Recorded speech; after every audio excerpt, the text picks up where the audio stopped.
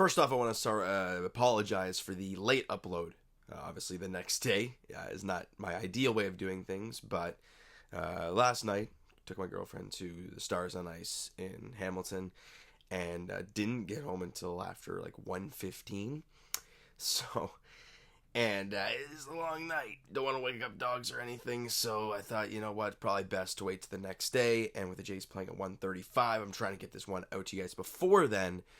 And I apologize if you do hear a dog in the background, because if I'm too loud, you guys can understand that. But Blue Jays win it 8-2 last night over the Pittsburgh Pirates. Jose Barrios, a much needed bounce back start for him.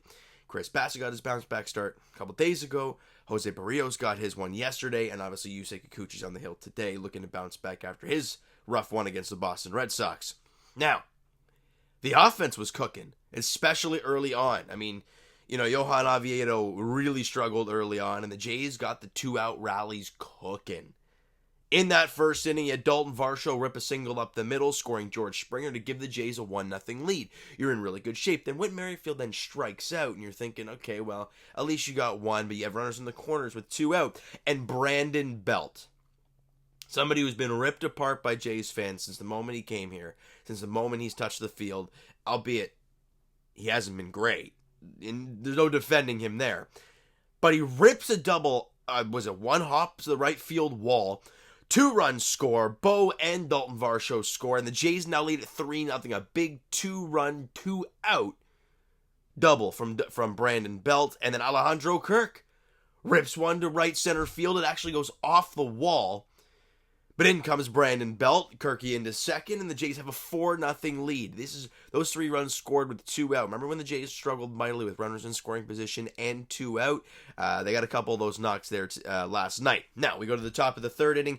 Cavan Biggio hits a chopper in the infield, and they kind of get in between on who's going to get the ball, but Biggio outruns it. They try the glove flip to first base. It goes over the first baseman, and Biggio's safe at first, but with them overthrowing it, Brandon Belt comes in to score, because he was on base again.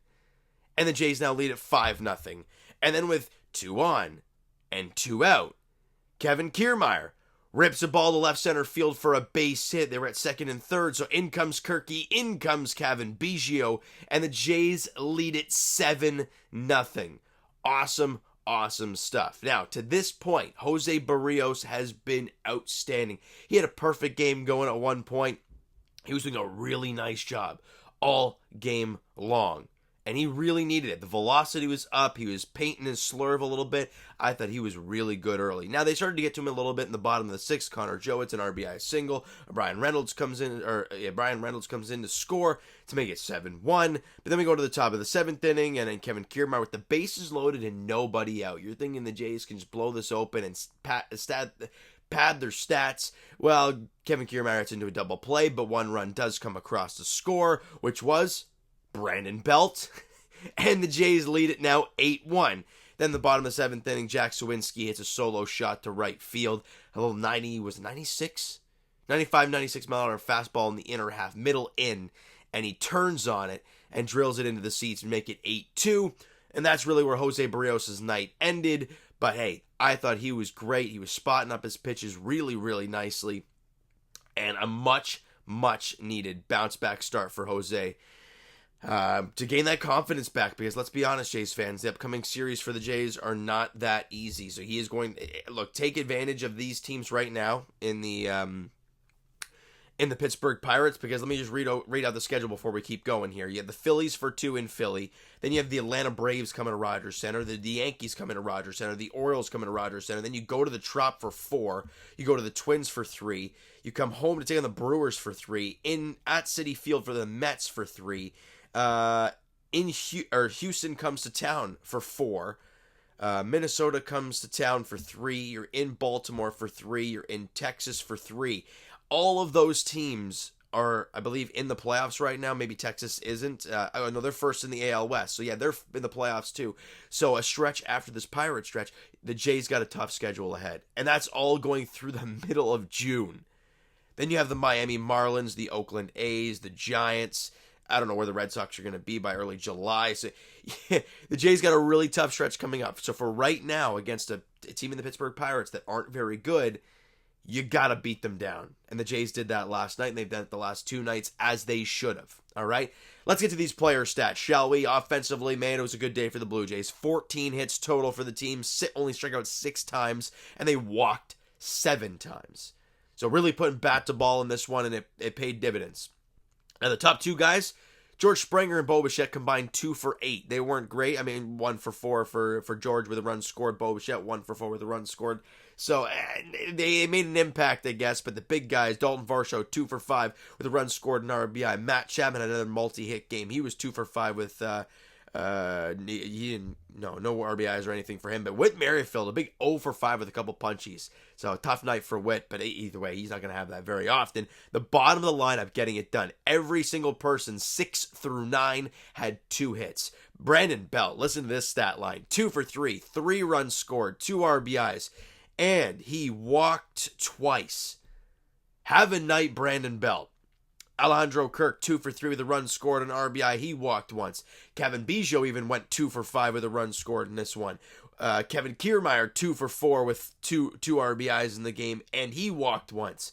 The bottom lineup got it done. They combined for, 8 of the 14 Jays hits, and they were on fire, and those are a lot of guys. I mean, look at the, I know batting average is a meh stat, but 2 of those guys were hitting below 200, and even with those days are still hitting below 200. Brandon Belt, a $194 with 280 OBP.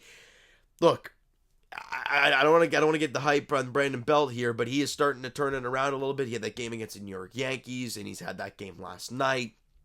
Albeit the OPS is still 608, not pretty at all. But again, positive stretches for Brandon Belt. Really nice job. Now let's get to Jose Barrios, who got the win and is now 3-3 on the year, 6 1/3, 5 hits allowed, 2 earned runs, 7 strikeouts, and only walked 1 guy. I thought he was outstanding. You could tell early on with the velocity being there and the amount of movement on that slurve and the ability to paint the slurve when he needed to, you could tell he was dialed in. I mean, at one point had a perfect game going, I threw 4 or something like that, so nothing crazy going on, but I thought he was outstanding. Really, really nice, spotting up his pitches all night long, except for, in the 6th and 7th inning where he left a few pitches up over the plate. But again, when you give your team 5 or 6 strong innings, like scoreless innings, they're probably going to have a lead, right? They probably are going to have a lead, and they did. A big one. So you're able to give up a couple runs and struggle a little bit, but they pulled them. Anthony Bass, man, as bad as he has been this season for the Toronto Blue Jays, he went out there yesterday and faced 2 guys and struck them both out. You can take nothing but positives out of that, so it's a really, really good sign for Anthony Bass. I'm just hoping it's a sign of things to come, because let's be honest, he's a big piece. And bullpen guys are tricky, because you look at last year, he was so good. Zach Pop was very good, and you traded Jordan Groshans to the Miami Marlins, and you're thinking, well, it's okay. You got 2 really good arms, one with a lot of term, one with a guy next year. You're in really good shape, and they were great last year for the Toronto Blue Jays.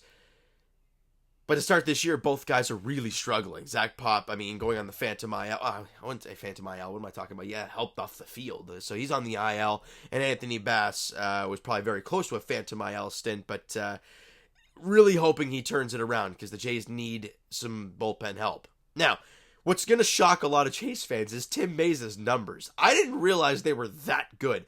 He went an inning yesterday and struck out the side. He has an ERA of .79. He's been, albeit, how many innings pitched? No, not Jay Jackson. We'll get to him in a second here. But Tim Mayza has gone 11 1/3 innings, has 12 strikeouts, has allowed 1 earned run, and I believe wasn't that the first game of the year. Has a save, hasn't allowed a home run. Tim Mayza having a pretty damn good season so far. And Jay Jackson obviously went out there in his first outings at Blue Day to finish off the ball game. Allows a walk, but that was it. So a good job from him. Now, we turn our focus to today, which is obviously just over an hour away from first pitch. The Blue Jays taking the Pirates in the finale of the series. Looking to get out the brooms. I'll be back in my normal location for that video. So, Yusei Kikuchi gets the ball for the Blue Jays. He, like I said earlier, he looks to rebound after that last start against the Boston Red Sox and Fenway, albeit that's most of Jays pitchers right now. And they've done it in the first 2 games. Versus, I can never pronounce the dude's first name. Was it Ronzi Contreras? I'm gonna go with that one. 4.09 ERA in 33 innings. He has 27 strikeouts and 15 walks, so quite a few walks there for him. Put in perspective, Yusei Kikuchi has 30 strikeouts and only 6 walks. That's how good he's been this season for the Blue Jays. But he needs that bounce back start tonight, this afternoon, against the Pirates. And I'm hoping to bring out those brooms for you guys, and for Jays fans, knowing what that schedule is moving forward. You need this win this afternoon. All right, so you know what, guys? That is going to do it for this one. If you enjoyed the video and the W last night, smack that like button. I do appreciate it. Hit the subscribe button. You guys not already. Comment down below your thoughts on the video, thoughts on the game. Would you like, would you not like from last night's game for the Toronto Blue Jays? The Twitter, Instagram, Discord, TikTok links, all are down in the description, so follow up there if you guys have not done so already. And I will talk to you guys Leafs edition tonight. Game 3, Leafs, Panthers, 6:30 puck drop in Sunrise, Florida. Please win a game. As for the Blue Jays, they're back in action this afternoon, as we talked about. Finale of the Pittsburgh series at, at PNC Ballpark. 1:35 first pitch there. Yusei Kikuchi, Ronzi Contreras is the pitching matchup. Thank you guys so much for listening and watching. I hope you enjoyed the video and the W last night. We'll talk to you guys then.